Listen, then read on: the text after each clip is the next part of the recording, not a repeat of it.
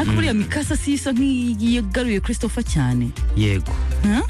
Niyo yabanje mbere ya Minibido. Yego. Habanje Mikasa nyuma Minibido.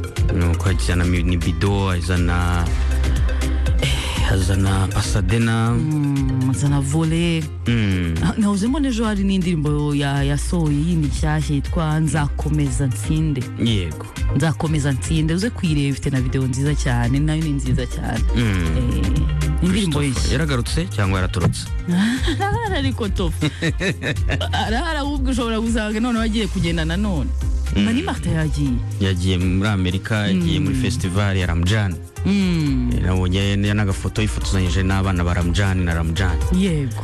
Ramjan nawe umunyarwenya, umukomedien, umupasteri, ari na film afite n'ubundi ijyanye n'ibintu yigisha by'ijambo ry'Imana. Director wayo na Kibonke ikorerwa mu Rwanda nyine, ariko kamenerwamo mu Rwanda nyine kakoherezwa agatubutse koroherezwa nyine bigatungana bivuye mu maturo. Haleluya. Avuze ngo biratunganyutse nyamara ari ahantu hanzatuma abantu bakizwa cyane. Gute?